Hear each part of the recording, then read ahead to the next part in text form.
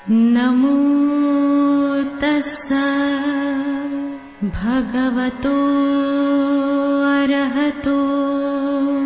नमो बुद्धाय। मैं डॉक्टर सीमा शर्मा आप सभी का हार्दिक स्वागत करती हूँ हमारे इस विशेष कार्यक्रम धम्मदीप में, जिसमें हम प्रतिदिन चर्चा कर रहे हैं पाली सूत्रों पर आधारित तथागत बुद्ध के जीवन चरित्र पर। प्रिय दर्शकों, पिछले भाग में हमने चर्चा की थी 11 और 12वें वर्षावास के विषय में, जो तथागत बुद्ध राजगृह और वीरंजना में बिताते हैं। इस श्रृंखला को आगे बढ़ाते हुए आज हम चर्चा करेंगे तथागत बुद्ध के 12वें वर्षावास की कुछ और महत्वपूर्ण घटनाओं के बारे में। इस विषय में महत्वपूर्ण जानकारी प्रदान करने के लिए हमारे मध्य उपस्थित हैं भंते कुशल सुमन जी। आपने बुद्ध दर्शन में उच्च शिक्षा प्राप्त की है तथा आपको अनेक सम्मानों से सम्मानित किया गया है। इसके साथ साथ आपने विभिन्न मंचों पर बुद्धिज्म पर अपने विचार भी प्रस्तुत किए हैं। तो हम स्वागत करते हैं भंते कुशल सुमन जी का। भंते जी, आपका बहुत बहुत स्वागत है धम्मदीप कार्यक्रम में। जैसा कि आपको विदित है, हमारा इस कार्यक्रम में दर्शकों की रुचि हमें निरंतर बढ़ती हुई स्पष्ट रूप से परिलक्षित हो रही है। इस रुचि को हम देख सकते हैं उनके विभिन्न सुझावों के माध्यम से, प्रश्नों के माध्यम से और जिज्ञासाओं के माध्यम से। जैसा कि आपको पता है, हम अपने दर्शकों को ईमेल आईडी और व्हाट्सएप नंबर उपलब्ध कराते हैं। तो वे पहले हमें मैसेज के रूप में अपनी जानकारियाँ, अपने सुझाव, अपने प्रश्न भेज रहे थे, किंतु वे अब हमें फ़ोन कॉल्स भी कर रहे हैं। वे हमें विभिन्न तरह के सुझाव दे रहे हैं। हमने ये विचार किया है कि हम उनके सुझावों को भी आगे अवश्य समाहित करेंगे। और आज का जो हमारा प्रश्न है वो पिछले एपिसोड से जुड़ा हुआ है, जिसमें हमारे कई दर्शकों ने ये जानना चाहा है कि वीरंजना में नालेरु निम्ब वृक्ष के नीचे तथागत बुद्ध जब 500 भिक्षुओं के समक्ष उपस्थित थे, तब एक वृद्ध ब्राह्मण उनके पास आता है। यह क्या घटना थी? कृपया इस विषय में पुनः एक संक्षिप्त जानकारी हमारे दर्शकों को प्रदान करें, क्योंकि इस विषय को लेकर उन्होंने कई तरह की जिज्ञासाएं हमें कल अलग अलग रूपों में भेजी हैं। नमो तस्सा भगवतो अरहतो सम्मा सम्बुद्धस्स। नमो तस्सा भगवतो अरहतो सम्मा सम्बुद्धस्स। नमो तस्सा भगवतो अरहतो सम्मा सम्बुद्धस्स। सर्वप्रथम मेरे आचार्य श्री के पुण्य चरणों में कोटि कोटि नमन हो। फिर मेरे उपाध्याय भंते के पुण्य चरणों में कोटि कोटि नमन। बहुत बहुत धन्यवाद सीमा जी। दर्शकों, हमारे अनेक दर्शकों में से एक दर्शक का प्रश्न आया है। वे जानना चाहते हैं कि जब तथागत बुद्ध वीरंजना में एक वृक्ष के नीचे 500 भिक्षु के समक्ष बैठे हुए थे, तो एक ब्राह्मण जो उम्र में काफ़ी बड़ा होता है, बुज़ुर्ग होता है, वृद्ध होता है, वे उनसे मिलने आता है। तो इसके संदर्भ में जो घटना हुई थी वो क्या थी? ये घटना तथागत बुद्ध के 12वें वर्षावास के बाद कुछ घटनाओं में से एक घटना थी। जब तथागत बुद्ध वीरंजना में एक वृक्ष के नीचे बैठे थे, उनके समक्ष 500 भिक्षु भी बैठे थे। उस समय एक ब्राह्मण जो उम्र में काफ़ी बूढ़ा होता है, वृद्ध होता है, वे उनसे मिलने आता है और आने के बाद कहता है, मैंने ऐसा सुना था कि श्रमण गौतम किसी वृद्ध ब्राह्मण को या किसी बुज़ुर्ग ब्राह्मण को उठकर श्रद्धांजलि नहीं देते, उनको उठकर खड़े होकर नमन नहीं करते और उनको बैठने के लिए आसन नहीं देते। ऐसा मैंने सुना था और आज मैंने ऐसा देख लिया। आपने मुझे उठकर नमन नहीं किया, मुझे बैठने के लिए आसन नहीं दिया और मुझे श्रद्धांजलि नहीं दी। इस घटना के बाद तथागत उस ब्राह्मण से कहते हैं, उस वृद्ध ब्राह्मण से कहते हैं, मैं इस संसार में और इसके अलावा जितने भी लोग हैं उनमें किसी को मुझसे श्रेष्ठ नहीं देखता जिसके लिए मैं खड़े होकर उसको श्रद्धांजलि दूं, उसको बैठने के लिए मैं आमंत्रित करूं, आसन दूं। हालांकि मेरे पास आसन रखा रहता है, अगर कोई आए बैठना चाहे तो बैठ सकता है। फिर एक उदाहरण की तरह एक उदाहरण देते हुए समझाते हैं, उस ब्राह्मण से कहते हैं कि एक मुर्गी जिसके 8, 10 या 12 अंडे हों तो वे अंडों में पल रहे चूज़े उनका सही रूप में विकास हो पाए, इसीलिए वे अंडों पर बैठी रहती है और अपने शरीर से ऊष्मा प्रदान करते रहती है उन अंडों को। ऐसा करने से उसमें पल रहे चूज़े विकसित होते हैं और एक समय आता है उनमें से चूज़े अपने पंजे या चोंच द्वारा उन अंडों के खोल को छेद कर बाहर निकल आते हैं। तो जब ऐसा होता है, उन 8, 10 या 12 अंडों में से जो सर्वप्रथम उस अंडे के बाहर आएगा, उस चूज़े को हम ऐसा कहेंगे कि ये सबसे बड़ा चूज़ा है या सबसे छोटा चूज़ा है, क्योंकि ये सर्वप्रथम निकला है उनमें से। तो जब तथागत उस ब्राह्मण से इस उदाहरण के स्वरूप में प्रश्न पूछते हैं तो वे उत्तर देता है, कहता है, ज़रूर हम उस चूज़े को बड़ा ही कहेंगे। तो तथागत कहते हैं, बिल्कुल वैसे ही इस अंधकार भरे जगत में जो अज्ञानता से भरा है, इस अज्ञानता से भरे अंडे में इनमें सबसे पहले मैंने अपने ज्ञान के पंजों से, ज्ञान के चोंच से इस अज्ञानता की खोल को छेद किया और उस पूर्ण ज्ञान की मैंने खोज की। क्योंकि मैं सबसे पहला हूँ जो जिसने ये किया, तो इसीलिए मैं सर्वश्रेष्ठ हूँ और मुझे किसी के सामने उठकर उसको श्रद्धांजलि देने की या उसे बैठने के लिए आसन कहना, ये मेरे लिए ज़रूरी नहीं। इस वारदात को, इस संवाद को होने बाद उस ब्राह्मण को समझ आ जाता है कि शील, सदाचार, ज्ञान से बढ़कर उम्र नहीं होती। जिस किसी व्यक्ति का शील, सदाचार छोटे उम्र में भी रहते अगर पक्का हो, अच्छा हो, तो वे कि कोई एक बड़े आदमी जिसका शील या सदाचार अच्छा ना हो, वे उससे बड़ा हो जाता है। ये बात उस ब्राह्मण को समझ आती है और वे पश्चाताप के नाते क्षमा मांगता है। तथागत उसे क्षमा करते हैं और फिर बाद में ये ब्राह्मण आजीवन अपनी अंतिम सांस तक गृहस्थ उपासक बनने की घोषणा करता है अथवा त्रिशरण लेता है और आगे ये बुद्ध को और उनके संघ को आने वाले समय में, आने वाले वर्षावास के दौरान उनका रहने का और भोजन का प्रबंध करता है। तो ये थी घटना इस 12वें वर्षावास के दौरान उस वृक्ष के नीचे बैठे 500 भिक्षुओं के समक्ष जो ब्राह्मण आता है, उस घटना की वारदात। आशा करता हूँ हमारे जिज्ञासु को उनके प्रश्न का जवाब मिल गया होगा। भला हो, मंगल हो। भंते जी, आभार आपका। आपने इस रुचिकर प्रसंग को पुनः दोहराया। मुझे लगता है दर्शकों की रुचि और उनका ज्ञान इससे अवश्य वर्धित होगा। अब मैं आज के मुख्य विषय की ओर बढ़ रही हूँ, जिसमें तथागत बुद्ध के 12वें वर्षावास की कुछ महत्वपूर्ण घटनाओं के बारे में हमारे दर्शकों को विस्तार पूर्वक बताइए। बहुत बहुत धन्यवाद आपका, आभार आपका सीमा जी।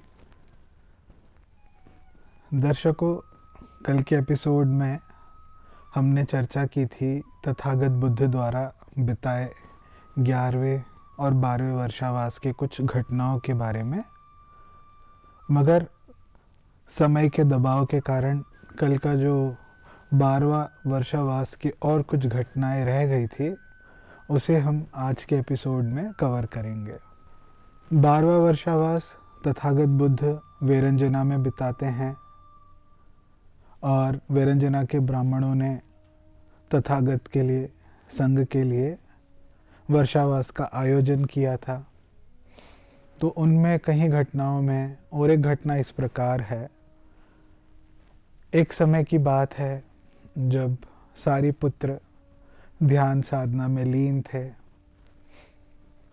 तो उनके मन में एक चिंतन, एक विचार आता है कि अभी तक तथागत बुद्ध अर्थात गौतम बुद्ध से पहले जितने भी बुद्ध हुए, तो उनमें से किन किन बुद्धों की शासन की अवधि लंबी रही होगी और किन किन बुद्धों के शासन की अवधि कम रही होगी।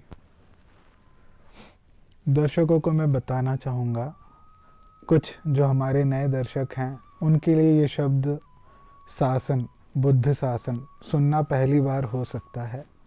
तो इसका अर्थ ये है,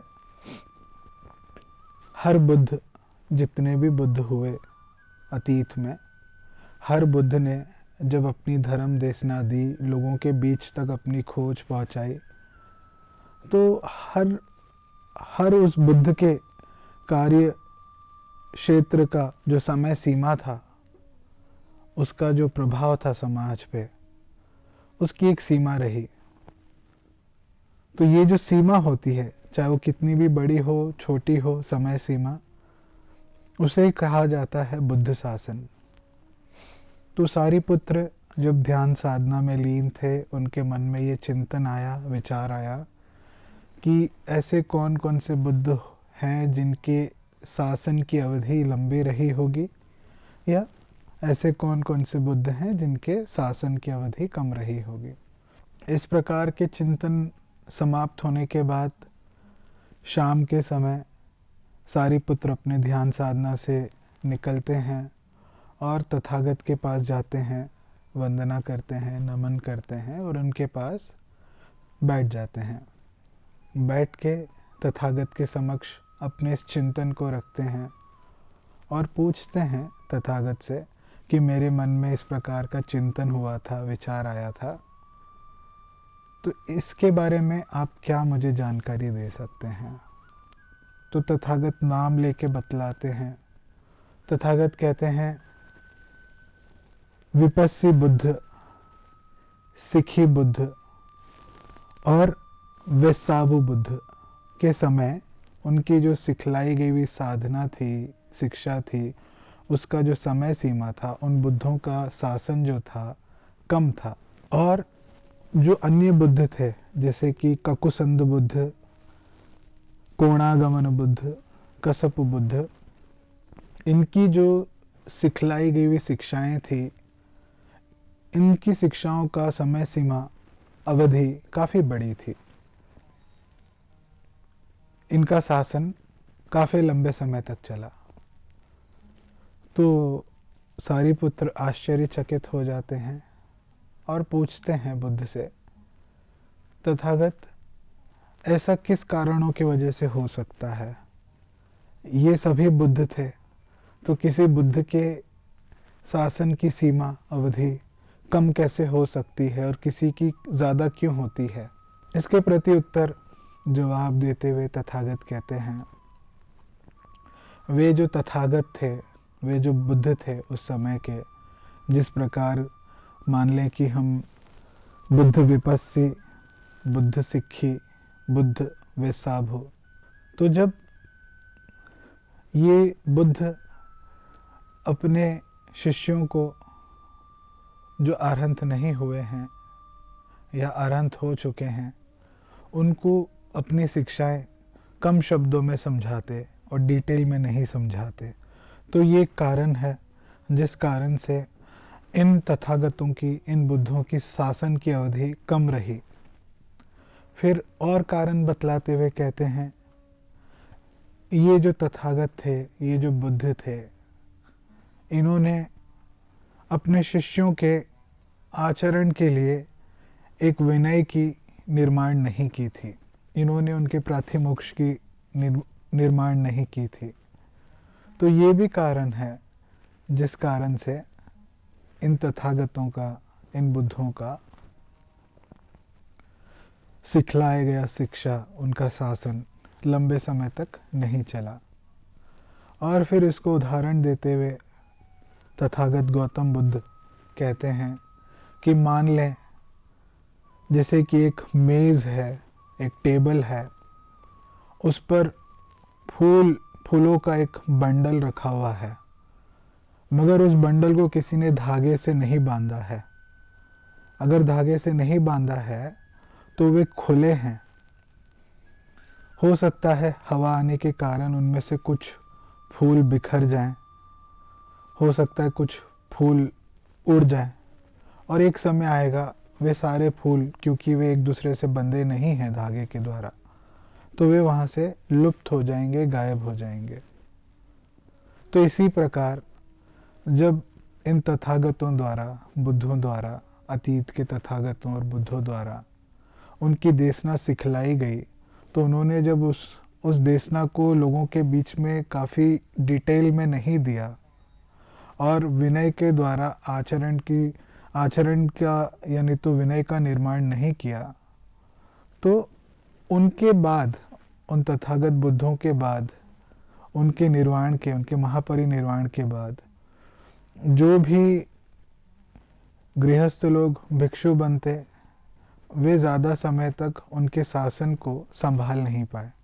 इसी कारण से उनके द्वारा सिखलाई गई शिक्षाएं ज़्यादा समय तक जनमानस के बीच में कल्याण नहीं कर पाई। ये उत्तर सुन के थेर सारिपुत्र बहुत खुश होते हैं और फिर आगे पूछते हैं तथागत से कि ऐसी कौन सी बातें हैं जो बाकी के बुद्ध, जिस प्रकार हम माने बुद्ध का कुसंध, बुद्ध कोणागमन, बुद्ध का सप, तो अगर इन लोगों ने ऐसी किस प्रकार की चीज़ों को अपनाया जिस कारण से उनकी शिक्षाएं, उनका शासन काफ़ी लंबे समय तक चला।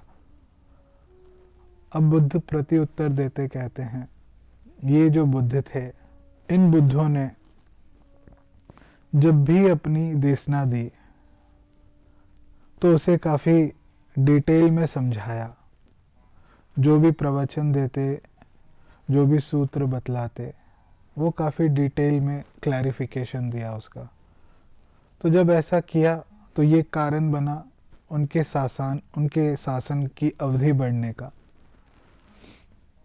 फिर और एक कारण बतलाते हुए कहते हैं, इन बुद्धों ने विनय का, प्रातिमोक्ष का निर्माण किया, जिसके कारण उनके शासन की अवधि बढ़ गई। और उदाहरण देते हुए कहते हैं, जिस प्रकार से एक मेज़ पर या तो कहीं टेबल पर फूल हैं, कहीं सारे फूल हैं, और उनका बंडल बना के उनको एक धागे से बांध दिया जाए, तो वे कहीं भी नहीं लुप्त होते, वे गायब नहीं होते, उनको हवा आके उड़ा नहीं सकता। तो वैसे ही वे कहते हैं कि इन तथागतों ने, इन बुद्धों ने जब भी अपनी देशना दी, जब भी लोगों को सूत्र सुनाया, तो वे डिटेल में सुनाया और साथ ही विनय का, प्रातिमोक्ष का, पातिमोक्ष का निर्माण किया। तो उनके जीवन काल में ही, इन बुद्धों के जीवन काल में ही, जब इन्होंने अरहंत भिक्षुओं को शिक्षाएं दी और उसके बाद उनके महापरिनिर्वाण के बाद और कोई गृहस्थ भिक्षु बने, तो वे वही रीत को पालन करते रहे और उसी को ही आगे बढ़ाते रहे। इसी कारण इन बुद्धों की शासन की अवधि बढ़ गई। तो ये उत्तर सुन के सारिपुत्र बहुत खुश होते हैं और तथागत बुद्ध से निवेदन करते हैं, तथागत, समय आ गया है, आप विनय की, प्रातिमोक्ष की आधारशिला रख दें, इसकी नींव रख दें, यहाँ से शुरू हो जाए आज से। तो तथागत कहते हैं सारिपुत्र से, थोड़ा सब्र करो। तथागत को पता है कि कब शुरू करना होता है। अभी समय नहीं आया है, इसीलिए इसे अभी नहीं शुरू किया जा सकता। एक समय आएगा जब भिक्षु संघ बड़ा होगा और जब ये फैलेगा, इसका विकास होगा, तो इसमें त्रुटियां आना शुरू होंगी। जब त्रुटियां आना शुरू होंगी तब वे सही समय रहेगा विनय के प्रातिमोक्ष के निर्माण का। अभी समय नहीं आया है। ये वारदात के बाद तथागत वहाँ पे मौजूद आनंद को देखते हुए कहते हैं, आनंद, अब समय हो चला है, क्योंकि वर्षावास समाप्त हो गया है। तो ये तथागतों की बुद्धों की रीत है कि उनको जो कोई गृहस्थ उपासक या किसी गांव के तरफ से जब वर्षावास करने का आमंत्रण आता है और वर्षावास समाप्त होने के बाद बुद्ध जब भ्रमण के लिए निकलते हैं, तो उससे पहले इन लोगों से मिलकर निकलते हैं। चलो अभी हम चलते हैं इन वीरंजना के ब्राह्मणों से मिलने। तो आनंद जी कर तथागत के साथ निकल जाते हैं और जिन ब्राह्मणों ने तथागत को और संघ को 4 महीने के वर्षावास के लिए आमंत्रित किया था, उनके यहाँ जाकर तथागत उनसे कहते हैं कि आप लोगों ने हम लोगों को बुलाया वर्षावास के लिए, अब वर्षावास का समय हो गया है, हमें अब यहाँ से निकलना है, भ्रमण करना है। तो वे ब्राह्मण तथागत को आदरपूर्वक नमन करके कहते हैं, कल सवेरे का भोजन आप हमारे यहाँ कर लें, उसके बाद आप लोग जा सकते हैं स्वेच्छा से। तो तथागत अपने भिक्षु संघ के साथ अगले दिन उन ब्राह्मणों के यहाँ पहुँच जाते हैं भोजन के लिए। भोजन के बाद वे सभी ब्राह्मण तथागत को और उनके भिक्षु संघ को चीवर दान देकर आदरपूर्वक नमन कर विदा करते हैं। तो दर्शकों, आज के एपिसोड में भी हमने सिर्फ 12वें वर्षावास की घटना की ही चर्चा की। कल के एपिसोड में हम चर्चा करेंगे 13वें वर्षावास के बारे में, जो तथागत बुद्ध चालिक में बिताते हैं। और वहाँ पे कुछ ऐसी घटनाएं होती हैं जिनकी हम चर्चा कल करेंगे। भंते जी, आपका बहुत बहुत धन्यवाद। आपने तथागत बुद्ध के 12वें वर्षावास से संबंधित कुछ महत्वपूर्ण जानकारियां हमारे दर्शकों के समक्ष रखी। आपका आभार। भवतु सब्ब मंगलम, भवतु सब्ब मंगलम, भवतु सब्ब मंगलम। सबका भला हो, सबका मंगल हो, सबका कल्याण हो, सुखियो सुखियो सुखियो। प्रिय दर्शकों, आज के इस विशेष कार्यक्रम में इतना ही। अब समय हो चुका है आज के कार्यक्रम को यहीं विश्राम देने का, लेकिन इससे पूर्व मैं आपको बताना चाहती हूँ, आपके मन में कोई प्रश्न हो, किसी तरह की जिज्ञासाएं हों या कोई सुझाव हो, तो आप हमें हमारे इस व्हाट्सएप नंबर पर भेज सकते हैं। हमारा व्हाट्सएप नंबर है 9639010109। आप हमें ईमेल भी कर सकते हैं। हमारी ईमेल आईडी है subharatibuddha@gmail.com। तो मैं आशा करती हूँ आप अपनी जिज्ञासाओं को दबाएंगे नहीं, बल्कि हमारे इस कार्यक्रम का हिस्सा बनकर अपनी जिज्ञासाओं का निवारण करेंगे। तब तक मैं डॉक्टर सीमा शर्मा भंते कुशल सुमन जी के साथ आपसे विदा लेती हूँ। कल इसी समय आपके सामने फिर उपस्थित होंगे। नमो बुद्धाय। नमो तस्सा भगवतो